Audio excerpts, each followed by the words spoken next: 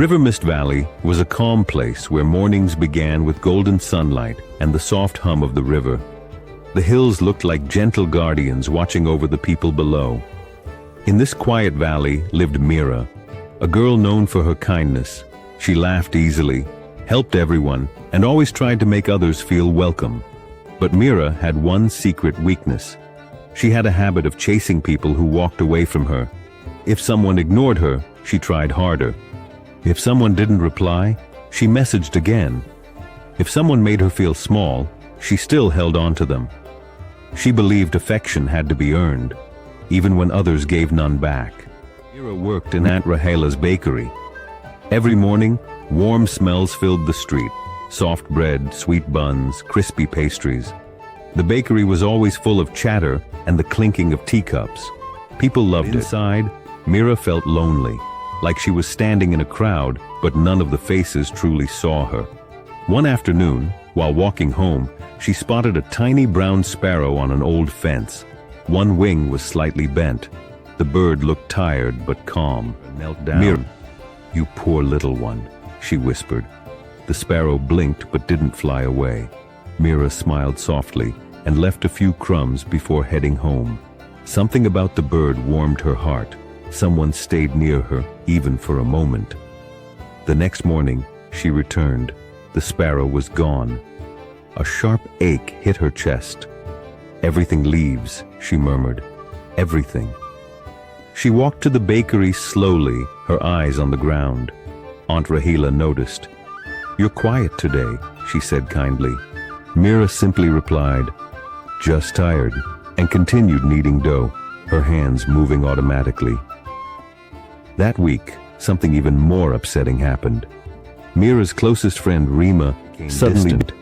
She stopped visiting the bakery, stopped answering messages, and even turned away when Mira tried to wave.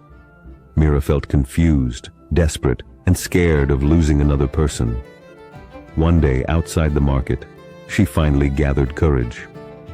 "Rima," she said softly, "are you upset with me?"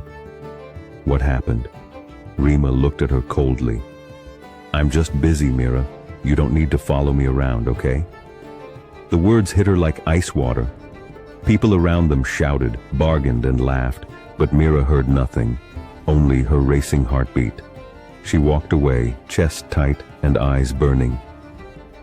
That evening, she sat by the river at her favorite spot, a quiet bend where willow branches dipped into the water. The sunset painted orange and gold, but Mira felt only sadness. Suddenly, a familiar chirp broke the silence. The little sparrow landed beside her. Mira's tears softened. "Why does everything leave me?" she whispered. "Why do I always have to chase?" The sparrow tilted its head as if listening. The river whispered, the wind hummed, and Mira felt a strange sense of calm. Until she heard voices behind her. Two girls from the village were walking along the river path. They didn't see Mira, but she heard them clearly. "Did you hear what Rima said?" one girl whispered. "She said Mira is too clingy and emotional. And she tells everyone Mira runs after her like a shadow." Their giggles echoed in the quiet air. Mira froze. Her hands went cold. A deep sting spread across her chest. So this was the truth. It wasn't that Rima was busy. Rima was behind her back. Mira's eyes filled with tears, not soft ones, but sharp, painful tears that carried years of silent chasing. The sparrow chirped again, almost like it was urging her to breathe. Mira whispered shakily, I didn't know she felt that way." For a moment she wanted to run, to hide, to disappear. But instead, she stayed.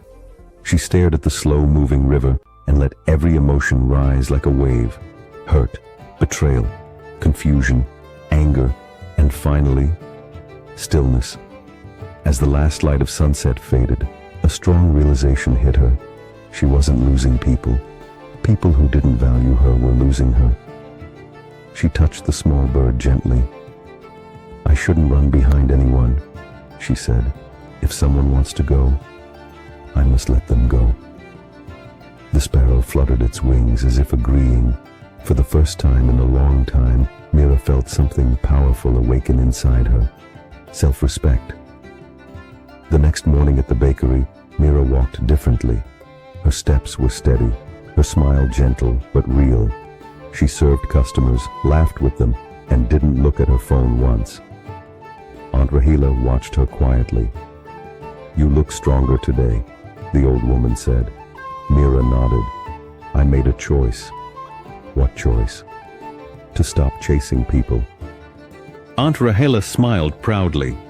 "That is wisdom most adults never learn." Days passed. Rima came to the bakery. She never apologized. She never looked for Mira again. But something interesting happened. New people entered Mira's life. A girl from the tailor shop began visiting her during breaks. A friendly customer offered to teach her painting on weekends. A young boy started helping her feed the sparrow who now visited daily. These people didn't want anything from her. They didn't run. They didn't hide. They stayed. One evening, Mira stood outside the bakery. The sky glowed pink. The sparrow sat on her shoulder, chirping softly. She smiled. Her life felt brighter, not because everyone stayed, but because she finally stopped chasing those who didn't want to.